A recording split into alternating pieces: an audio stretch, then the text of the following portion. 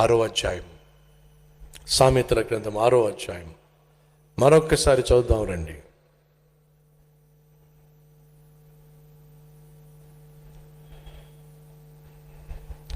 పదవచనము, ఇంకా కొంచెము నిద్రిస్తా, ఇంకొంచెం కునుకుతా, ఇంకొంచెం చేతులు ముడుచుకుంటా, ఇంకొంచెం పడుకుంటా అని నువ్వు అనుకుంటున్నావు. అందుచేత దోపిడిగాడు వచ్చునట్లు దరిద్రము నీ యొద్దకు వస్తుంది. దరిద్రం. సోమరులు ఎక్కడున్నారా? ఏ ఇంట్లో దరిద్రం అంట ప్రతిరోజు చక్కెరలు కొడుతుందంట. మీకేం అర్థమైందా? ఆ అపార్ట్మెంట్లో, ఆ వీధుల్లో, ఆ గ్రామాల్లో, ఆ స్ట్రీట్ల్లో ఇక్కడ ఎవడైనా సోమరుడు ఉన్నాడా అని చెప్పి ప్రతిరోజు తిరుగుతూ ఉంటే ఆ ఇంట్లో సోమరుడు ఉన్నాడు అనుకోండి, దరిద్రం ఏం చేస్తుందో తెలుసా? వచ్చి వాడు పక్కనే పడుకుంటుంది. సోమరుడి పక్కనే దరిద్రం వచ్చి పడుకుంటుంది. ఇలాగే తగలడు. కష్టపడి పనిచేయొద్దు. నువ్వు కష్టపడి పనిచేస్తే నీ భార్యకు కడుపు నిండా భోజనం పెడతావు, నీ పిల్లలకు కడుపు నిండా భోజనం పెడతావు, వాళ్ళకు ఏ కష్టం లేకుండా చూసుకుంటావు, వాళ్ళకు చక్కని చదువునిప్పిస్తావు, వాళ్ళ భవిష్యత్తును బంగారు భవిష్యత్తుగా మారుస్తావు, నీ కుటుంబాన్ని నువ్వు కాపాడుకుంటావు, రక్షించుకుంటావు, సంరక్షించుకుంటావు. కానీ అది కాదు నేను కోరుతుంది. నీకు దరిద్రం రావాలి, నీ పిల్లలు దరిద్రులు కావాలి, చదువు సంధ్యలు లేకుండా వాళ్ళు రోడ్ల మీద తిరగాలి, నీ భార్య నిన్ను కట్టుకున్నందుకు నరకం అనుభవించాలి. అది దరిద్రానికి ఉన్నటువంటి లక్షణం. దరిద్రత అనేది ఎక్కడ సోమరోడు, ఎక్కడ సోమరది ఉంటుందా అని చెప్పి అది తిరుగుతూ ఉంటుంది. ఏ రోజైనా నీ ఇంట్లోకి వచ్చిందయ్యా అని అంటే నీ కుటుంబాన్ని దరిద్రం చేసి పడేస్తుంది, దౌర్భాగ్యం చేసి పడేస్తుంది. సోమరితనాన్ని దయచేసి మీ దగ్గరికి రానివ్వకండి. నాతో పాటు మీరు కూడా కలిసి ప్రార్థన చేయండి. ఆ దినములో మీకున్న ప్రతి సవాలును గూర్చి దేవుని సన్నిధిలో మొరపెట్టండి.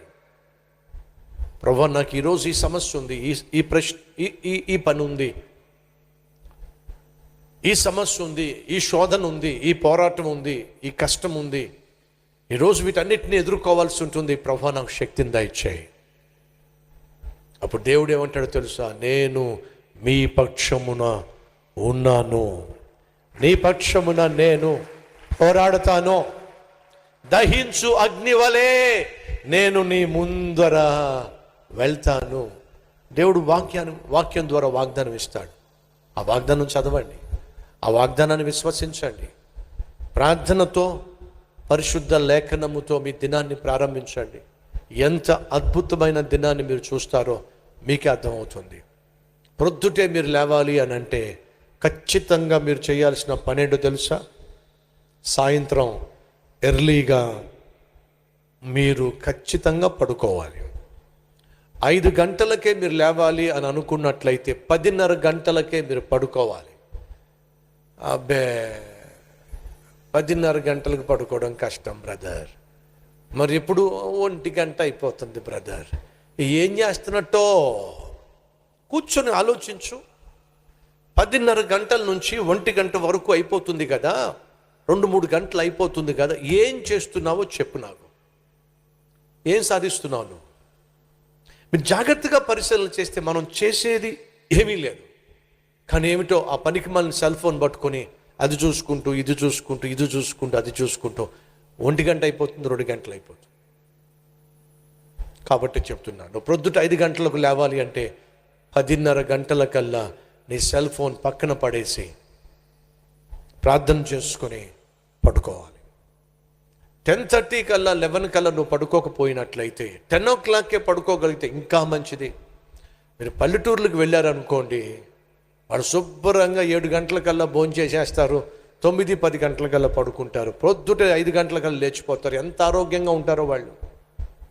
70 సంవత్సరాలైనా 75 సంవత్సరాలైనా వాళ్ళ పని పొలాలకు వెళ్ళిపోతారు, పనులు చేసుకుంటారు, బేషుగ్గా ఉంటారు.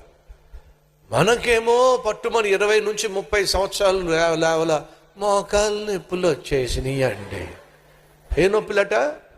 మోకాలు నొప్పులట. కూర్చుంటే లేవలేకపోతున్నాను, లేస్తే కూర్చోలేకపోతున్నాను. ప్రమాదం సుమా, చాలా ప్రమాదం. ఈరోజు మనిషి కూర్చున్న చోటే కదలకుండా సెల్ ఫోన్ చూసుకుంటూ కూర్చున్న చోటే కదలకుండా సోషల్ మీడియాలో గడిపేస్తూ టీవీ చూసేసుకుంటూ ఇలా బ్రతికేస్తున్నాడు. కాళ్ళు చేతులకి ఎక్సర్సైజ్ లేకుండా పోతున్నాయి. సంగమా, మీ క్షేమం కోరి చెప్తున్నాను. మీరు కలిగి ఉన్నటువంటి అన్నిటికంటే అతి ప్రాముఖ్యమైంది ఆత్మీయత, రెండవ అతి ప్రాముఖ్యమైంది ఆరోగ్యం. ఆత్మీయతను పాడు చేసుకోకుండా ఉండాలి అని అంటే ప్రార్థనతోనే మీ దినాన్ని ప్రారంభించండి, ప్రార్థనతోనే మీ దినాన్ని ముగించండి. ఆరోగ్యాన్ని మీరు జాగ్రత్తగా కాపాడుకోవాలి అని అంటే కనీసం 6 గంటలైనా ఖచ్చితంగా మీరు పడుకునే ప్రయత్నం చేయండి. రాత్రి 11 గంటల నుంచి మార్నింగ్ 5 గంటల వరకు 6 గంటలు, 10:30 నుండి మార్నింగ్ 5 గంటల వరకు 6:30 గంటలు, 10 గంటల నుండి మార్నింగ్ 5 గంటల వరకు 7 గంటలు. కాబట్టి చెప్తున్నా, సాధ్యమైతే 7 గంటలు పడుకునే ప్రయత్నం చేయండి. ఎర్లీగా గో టు బెడ్, ఎర్లీగా పడుకోవడానికి విశ్రమించండి. 10:30 గంటలకల్లా పడుకోగలిగితే 5 గంటలకు లేవడం ఏమాత్రం కష్టం కాదు. అదే సమయంలో మీరు జాగ్రత్తగా గమనించండి, భర్త కావచ్చు, భార్య కావచ్చు, పిల్లలు కావచ్చు, 10 గంటల తర్వాత చేసేది భూమి మీద ఏముందో చెప్పండి. ఒక్కసారి ఆలోచించండి. రాత్రి 10 గంటల నుంచి అర్ధరాత్రి 1 గంట వరకు, 2 గంటల వరకు నేను మెలకుగా ఉంటున్నాను. అసలు నేను చేస్తుంది ఏమిటి? చెత్త. ఏమిటి? చెత్త. ఏమీ లేదు అక్కడ. ఒకవేళ వర్క్ ఫ్రమ్ హోమ్ అని చెప్పేసి ఇంటి దగ్గరే పనిచేయాల్సి వస్తే వాళ్ళకున్న షిఫ్ట్లు, వాళ్ళకున్న టైమింగ్స్ గురించి నేను మాట్లాడలేదు. కానీ సాధారణంగా 10 గంటల తర్వాత మనం చేసేది ఏమి లేదు, చెత్త తప్ప, పనికి మాలింది తప్ప. మార్నింగ్ 5 o'clock నువ్వు లేవాలంటే ఖచ్చితంగా ఎర్లీగానే నువ్వు పడుకోవాలి.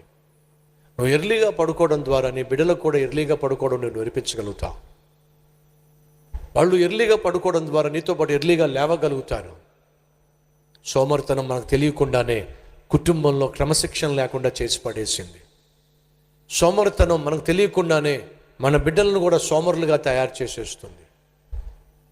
సోమరితనం మనకు తెలియకుండానే దరిద్రం వచ్చి ఇంట్లో తిష్ట వేసి కూర్చుంటుంది.